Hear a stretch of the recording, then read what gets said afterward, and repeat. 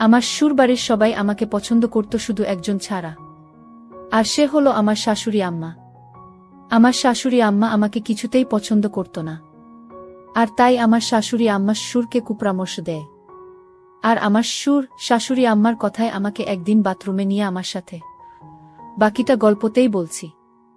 আমার শ্বশুরবাড়িতে প্রাইভেসির বিরাট সমস্যা। উপরতলার কথা নিচতলা থেকে শোনা যায়। রিফাত যখন আমাকে বিয়ে করে এ বাড়িতে নিয়ে এলো, সবার মাথায় যেন আকাশ ভেঙে পড়ল। আমার শাশুড়ি রিফাতকে উপরে নিয়ে যা বললেন তার মর্ম হল, রিফাতর জন্য খুব বড়লোকের হার্ভার্ড ইউনিভার্সিটিতে পড়া মেয়ের বিয়ে কথা চলছিল।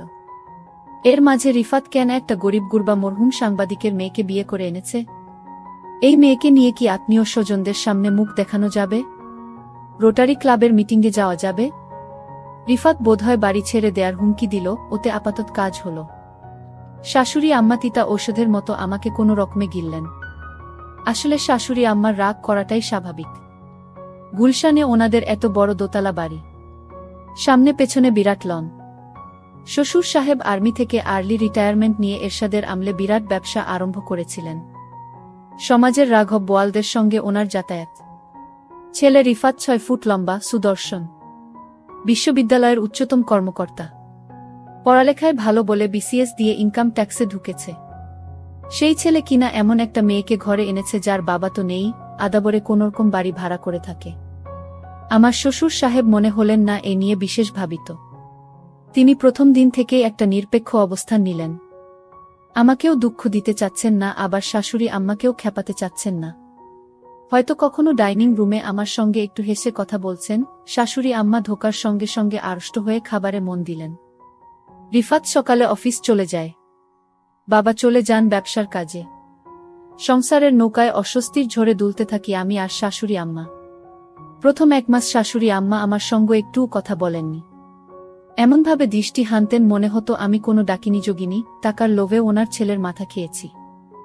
এর মাঝে আল্লাহর বিচার, শাশুড়ি আম্মা হঠাৎ মাথা ঘুরে বাথরুমে পড়ে গেলেন। আমি গিয়ে তাড়াতাড়ি ওনাকে মেঝে থেকে টেনে ওঠালাম, কাঁধে ভর দিয়ে ওনাকে বিছানায় নিয়ে শোয়ালাম। আমি একটা গামছায় বরফ ভরে ওখানে চেপে ধরলাম। শাশুড়ি আম্মা খানদানি পরিবারের অভিজাত মহিলা। আমি স্পর্শ করামাত্রই কেমন শক্ত আর আড়ষ্ট হয়ে গেলেন। মনে হলো আমি চলে গেলেই বাঁচেন। আমি বরফ হাতে নিয়ে বললাম, আপনার অনেক কষ্ট হচ্ছে, আমি আপনারে যত্ন করি। আম্মা, খুব ব্যথা লাগছে বুঝি? শাশুড়ি আম্মা শুকনো গলায় বললেন, সুরাইয়াকে ডাকা হোক। সুরাইয়া আমাদের কাজের মেয়ে, আজ আসেনি। আমি বললাম, সুরাইয়া তো আজ আসেনি আম্মা, দারোয়ান ভাই আছে। 1 গ্লাস পানি আনা হোক। আম্মা, এভাবে প্যাসিভ ভয়েজে না বলে অ্যাক্টিভ ভয়েজে কথা বললে ভালো লাগত। শাশুড়ি আম্মা কটমট করে তাকিয়ে বললেন, পানি আনছো না কেন? আমি পানি এনে বললাম, আমার একটা নাম আছে, টুম্পা। আপনার ছেলে বলে টুম্পুমনি। আপনার তো কোনো মেয়ে নেই, টুম্পা বলে ডাকবেন, দেখবেন মনটা ফুরফুরা লাগবে। মা কোনো জবাব দিলেন না, ধক ধক করে পানি খেয়ে পাশ ফিরে শুয়ে পড়লেন। শাশুড়ি আম্মা প্রথম আমার রান্না খেতেন না। বাথরুমে পড়ার পর থেকে খাওয়া আরম্ভ করেছেন। আমি রুই মাছের মাথা, ইলিশ মাছের পেটির টুকরো শাশুড়ি আম্মার দিকে এগিয়ে দিই। শাশুড়ি আম্মা প্রশংসা অপ্রশংসা কিছুই করেন না। আমার শ্বশুর সাহেব কম বেশি শাশুড়ি আম্মাকে অনুসরণ করেন, সংসারে খামোখা ঝামেলা পাকাতে চান না।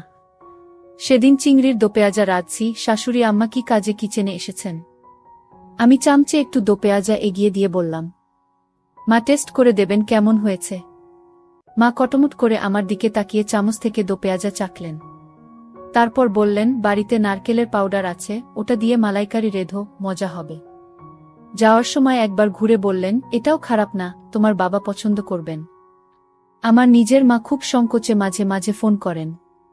আমি যে এভাবে হুট করে বিয়ে করব সেটা মাও জানতেন না। অথচ আমি এ বাড়িতে আসার 3য় দিন আমার শাশুড়ি আম্মা মাকে একচোট কথা শুনিয়ে দিয়েছেন। মা ফোন করলেই জানতে চান আমি কেমন আছি। আমি জানাই খুব ভালো আছি। মা কি বুঝেন কে জানে, মন খারাপ করে ফোন রাখেন। এভাবে মাসের পর মাস কেটে যাচ্ছিল। শাশুড়ির মনের তাপমাত্রা কিছুতেই 0 ডিগ্রি সেলসিয়াসে উপরে ওঠানো যাচ্ছিল না। সম্পর্কের বরফ গলতে সময় লাগছিল।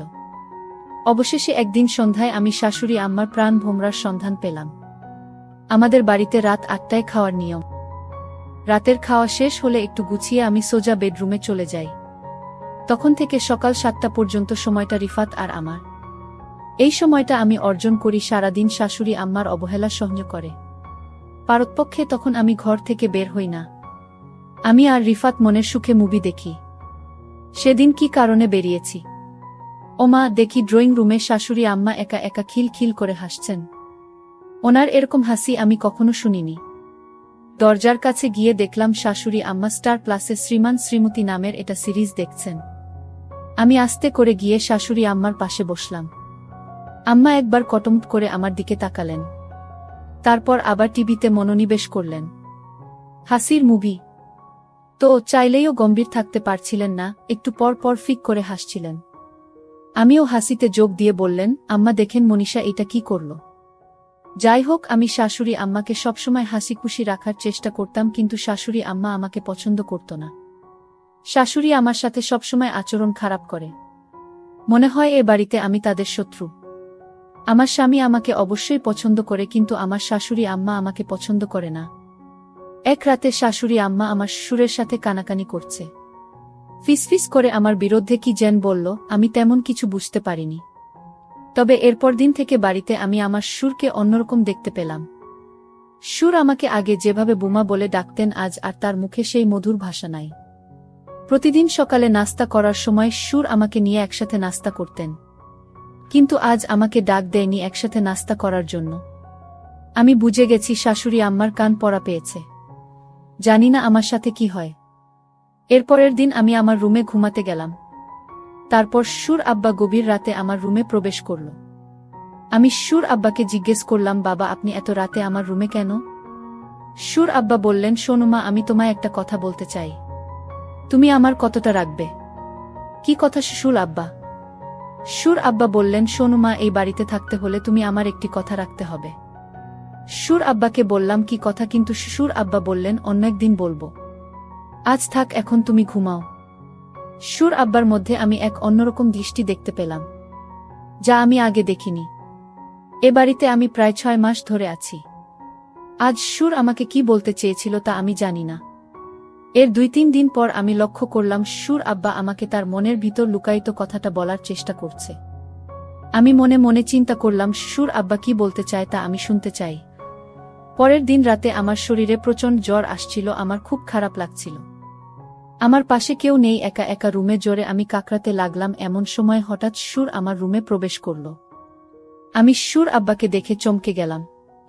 আমি বললাম, শ্বশুর আব্বা, আমার শরীরের প্রচণ্ড জ্বর, আমার মাথা ব্যথা করছে। শ্বশুর আব্বা বললেন, মা, আমি তোমার মাথায় একটু ম্যাসাজ করে দেই, তাহলে তোমার মাথা ব্যথা কমে যাবে। আমি বললাম, শ্বশুর আব্বা, আপনার কষ্ট করতে হবে না। আমি বুঝতে পারলাম শাশুড়ি যেদিন শ্বশুরকে কানে কানে কিছু বলার পর থেকেই শ্বশুর আমার সাথে এমন ভালো ব্যবহার করছে। জানি না এটা কি ভালো ব্যবহার নাকি আমার সাথে অন্য কিছু হতে যাচ্ছে। যাই হোক, শ্বশুর আব্বা বললেন, মা, তোমার শরীরের অনেক জ্বর, তাছাড়া তোমার মাথা ব্যথা করছে, আমি তোমার মাথায় ম্যাসাজ করে দেই। আমার মাথাটা এত ব্যথা করছিল, আমি কিছুতেই আর না করতে পারলাম না। আর তাই শ্বশুর আব্বা আমার মাথায় মালিশ করে দিচ্ছিল। আমার খুব ভালো লাগছিল। আমার মাথা ব্যথাটা অর্ধেক কমে গিয়েছে। শ্বশুর আব্বা আমাকে বললেন, মা, আমি তোমার আর কোথায় মালিশ করে দিব? আমি বললাম, বাবা, আমার মাথা ব্যথা কমে গিয়েছে, আমার আর মালিশ করা লাগবে না। আপনি এখন রুমে গিয়ে ঘুমান। শ্বশুর আব্বা বললেন, ঠিক আছে বৌমা, তাহলে তুমি ঘুমিয়ে পড়ো, আমি সকালে আবার আসব। শ্বশুর আব্বা যখন রুম থেকে বের হতে লাগলেন, আমি শ্বশুর আব্বাকে ডাক দিলাম, বাবা শুনে যান। শ্বশুর আব্বা বললেন, কিছু বলবে বৌমা? আমি বললাম, হুম বাবা, আপনি আমাকে কি কথা বলতে চেয়েছিলেন? বলবেন বলবেন করে আর বলা হলো না। শ্বশুর আব্বা বললেন, মা, আমি তোমাকে যে কথাটি বলতে চাচ্ছি সেই কথাটা বললে তোমার মনটা খারাপ হয়ে যেতে পারে। বাবা আপনি বলেন, আমার মন খারাপ করব না। আপনি আমার বাবার মতো, আপনি যা বলবেন আমি তা মেনে নিব। শ্বশুর আব্বা বললেন, তার আগে তোমাকে আমার সাথে বাথরুমে যেতে হবে। আমি বললাম, বাবা বাথরুমে কেন? দরকার আছে, তুমি চলো, গেলেই বুঝতে পারবে। আমি অবাক হয়ে গেলাম তার কথা শুনে। আমি বললাম, ঠিক আছে বাবা, চলেন বাবা। তারপর বাথরুমে গিয়ে যা দেখলাম তা দেখে আমার মনে হলো আমার চোখ কপালে উঠে গেল। 4টা ক্যামেরা লাগানো। আমি বললাম, বাবা এখানে ক্যামেরা লাগনো কেন? বাবা বললেন তোমার শাশুড়ি আম্মা এই ক্যামেরা লাগিয়েছে। আমি জিজ্ঞেস করলাম কেন এখানে ক্যামেরা লাগানো হয়েছে। সুর আব্বা বললেন তোমাকে ব্ল্যাকমেইল করার জন্য এখানে ক্যামেরা লাগানো হয়েছে। তোমার স্নানের অনেক ভিডিও তোমার শাশুড়ি আম্মার কাছে আছে। আমি বললাম সুর আব্বা আমি যেদিন প্রথম বাথরুমে স্নান করতে এলাম সেদিন আমি এই ক্যামেরা লক্ষ্য করছিলাম, আর তারপর থেকে আমি এই বাথরুমে স্নান করি নাই। আমি এই বাড়িতে যেদিন পা রাখলাম সেদিনই বুঝতে পারলাম আমার শাশুড়ি আম্মা আমাকে এ বাড়ি থেকে তাড়ানোর জন্য আমার সাথে এমন কিছু একটা করবে। কিন্তু আমি তো আর বোকা না, আমিও সতর্ক হয়ে গেলাম। সুর আব্বা আমাকে বলল তাহলে আমি যে ভিডিও দেখলাম সেটা কার ভিডিও? আমি বললাম বাবা আপনি ভালো করে লক্ষ্য করে দেখেন সেটা আমি না, আপনার নিজের মেয়ের ভিডিও। বুমার কথা শুনে চমকে গেলাম। আমার মেয়ের ভিডিও আর আমি চিনি না। সুর আব্বা আমার কথা শুনে দৌড়ে শাশুড়ির রুমে গেল আর বলল ভিডিও প্লে করো, এটা তো বুমার ভিডিও না, এটা আমাদের নিজেদের মেয়ের ভিডিও। তুমি যার ভিডিও ইন্টারনেটে ছেড়ে এ বাড়ি থেকে বের করতে চাইছো সেটা তো বুমা না, সেটা আমাদের নিজেদের মেয়ের ভিডিও। সুর আব্বার কথা শুনে চমকে গেল শাশুড়ি। আমি তখন আমার শাশুড়ি আম্মাকে বললাম দেখুন আপনারা আমাকে যতটা বোকা ভাবছেন আমি ততটা বোকা না। আপনারা আমার মানসম্মান নষ্ট করতে চেয়েছিলেন, কিন্তু আল্লাহর কি খেলা, এখন আপনার মেয়ের মানসম্মান নষ্ট হতে চলেছে। শাশুড়ি বলল তুমি তো অনেক চালাক মেয়ে, আমি ভেবেছিলাম তুমি বোকা, আজ দেখলাম তুমি তো অনেক পাকা একটা মেয়ে। এমন সময় আমার স্বামী আমার ঘরে এসে হাজির, আমাদের কথাগুলো শুনছিল। আমাদের কথাগুলো আমার স্বামী শুনে মাকে বললেন মা আপনি আপনার বুমাকে এমনটা করতে চেয়েছিলেন। আপনার বুমাকে পছন্দ না হলে আমাকে বলতেন, আমি এ বাড়ি থেকে আমার স্ত্রীকে নিয়ে চলে যেতাম। তখন হুট করে শ্বশুর বলে উঠল তোমার মা চেয়েছিল এ বাড়ি থেকে কিভাবে বুমাকে তাড়ানো যায়। তোমার মা আমাকে কানপড়া দিয়ে বলেছিল এমন কিছু তোমার স্ত্রীকে খাওয়াই যেন সে তিলে তিলে মারা যায়। আমার পক্ষে এটা করা সম্ভব হলো না, কারণ আমারও তো একটা মেয়ে আছে। আমি বুমার প্রতি এমন অত্যাচার করতে পারলাম না।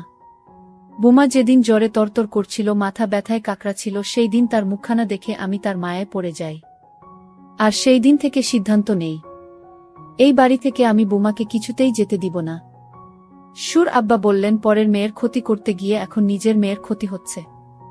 সুর আমার স্বামীকে বললেন বাবা তোকে আমি গুলশানে আরও একটা বাড়ি কিনে দিচ্ছি, তুই সেখানে বুমাকে নিয়ে চলে যা, নতুন করে সংসার শুরু কর।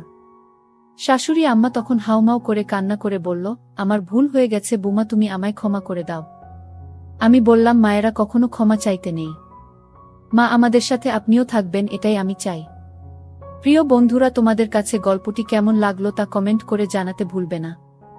আর এরকম নতুন নতুন ভিডিও পেতে আমাদের চ্যানেলটিকে সাবস্ক্রাইব করে পাশে থাকবেন। ধন্যবাদ।